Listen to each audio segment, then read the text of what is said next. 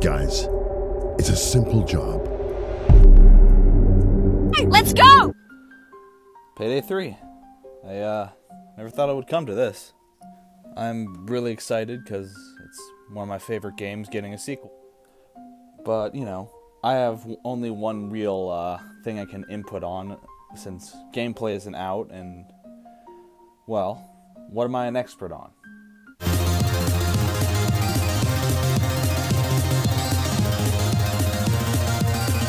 Since I'm the official YouTube Sydney man, I think I should give my 2 cents about how she should be handled in the new game.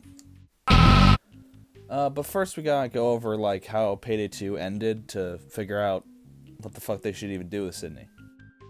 So if you aren't familiar with the Payday lore,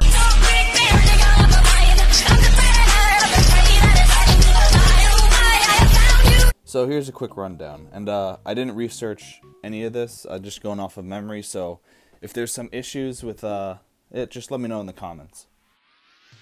So Q from Star Trek Picard Season 2 transmogrified into Jane's dad, and then after he killed thousands of people, he decided to become the president.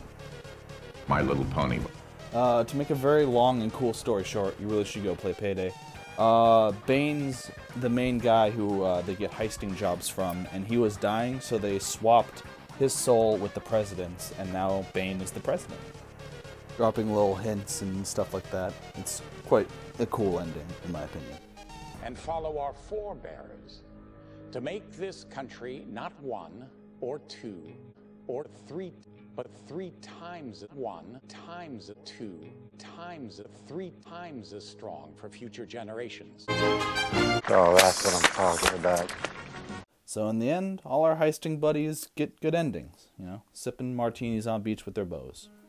And for those who didn't get a feature in that little cutscene, they are given like a little written out ending, which is also nice. But Sydney's is very interesting and a bit polarizing in the community, let's say. Alright, for those of you who can't read, and to pad this runtime, let me read it out for you.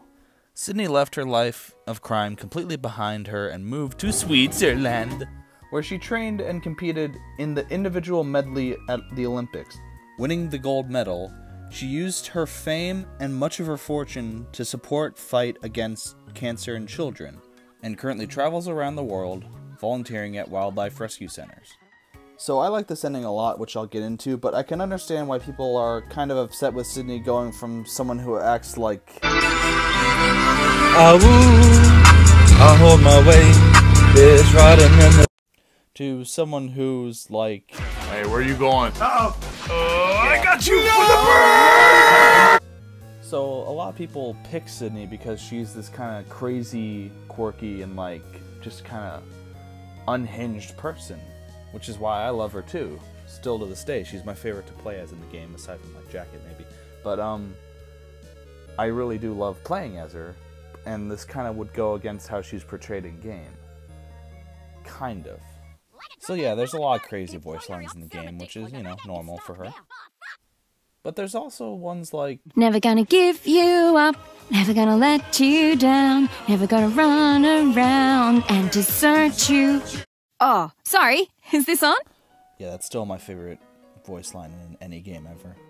But what I'm saying is, she's not all crazy. She's like, you know, fun. She's kind of nerdy. She's into nerdy stuff. She's fun.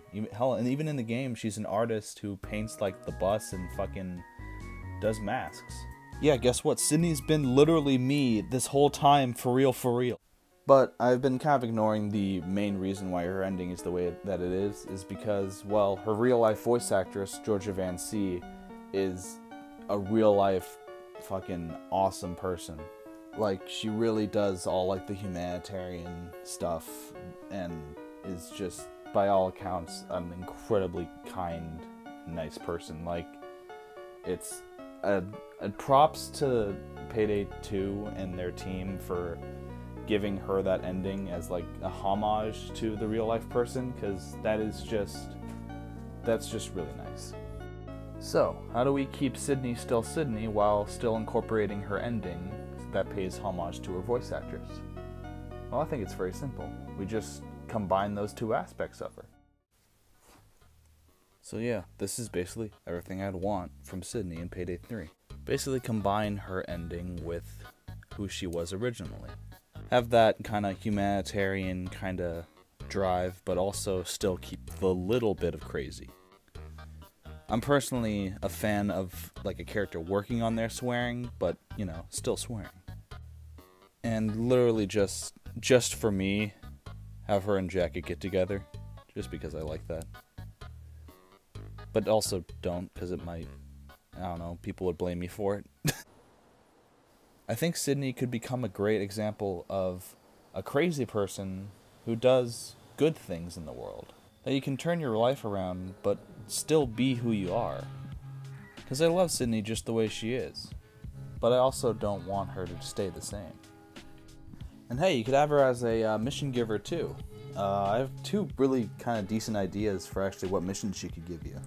You could have a mission where you're fighting like poachers who are trying to fuck up some animals, and you can kind of like take their ill-begotten gains and, you know, take it for your own.